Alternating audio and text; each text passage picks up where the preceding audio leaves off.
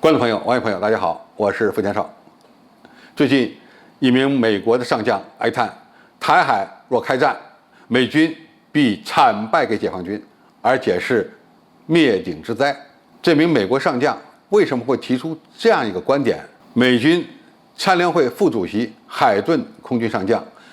7月26号表示，美军在最近的一次围绕台海战争的模拟军演中呢，发现中美一旦发生军事冲突，美军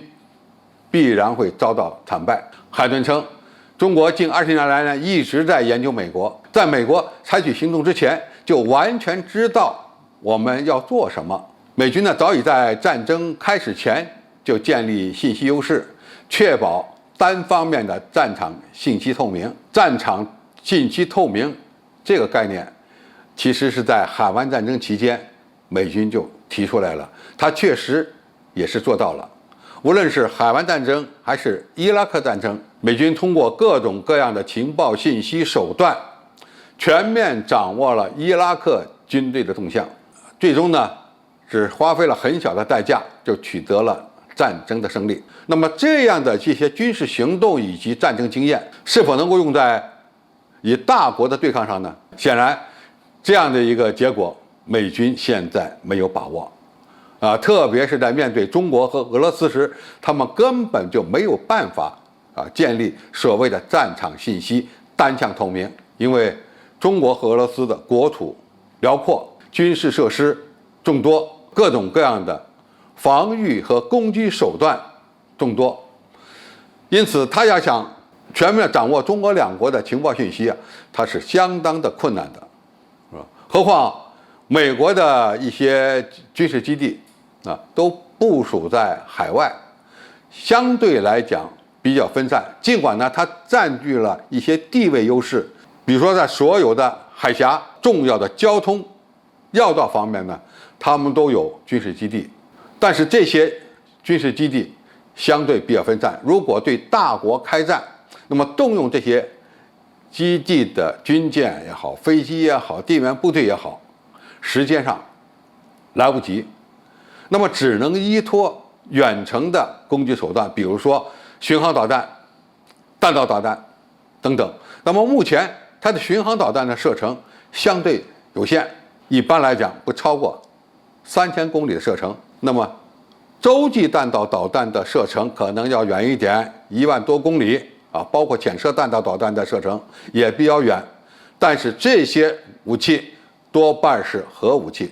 常规战争中是不能应用的。因此要想对中国和俄罗斯构成大的军事威胁，它必须发展中远程的这些不同的打击武器。那么这些武器目前它不具备，尽管在开发，但是没有一种成熟的兵器呢能够列装。它现在依托战场侦察的手段，无非是无人驾驶的高空侦察机、有人驾驶的战术侦察机以及天上的卫星。那么这些空中的和天上的平台，理论上讲，双方只要一开战，它就很难生存。无人机的飞行高度有限，飞行速度有限，很容易被防空导弹所击落。那么战术飞机更不要说了，无论是 U2 型侦察机，还是由战斗机改装的战术侦察机，他们的生存能力面对中俄强大的防空能力呢，都很难做到全身而退。那么天上的卫星目前也不保险，因为中俄都有反卫星的武器，尽管美国也有，但是美国在天上的卫星数量更多，而且它的军事卫星占的比例最大，因此遭到攻击的概率呢也会更多。那么通过这个分析，他们认为在战场单向透明方面他现在做不到。那么既然做不到，那么未来的战争他可能打的就是盲目的战争。而在远程攻击手段方面，目前美国也存在着短板，特别是对海面目标精确打击的武器系统，目前美国是缺乏的。即使是它常规的这种反舰导弹，技术水平也要比中国和俄罗斯相对落后。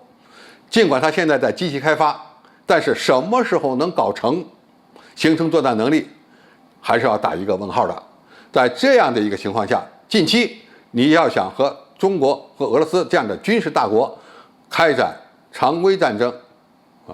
恐怕他的胜算确实是不多。那么在台海问题上，他现在得出的这个结论，或者是他做的这个模拟演练，也说明了这一点。好，今天介绍就到这里，谢谢大家收看。感兴趣的朋友，我们可以在下面的留言区留言交流讨论。我们下期再见。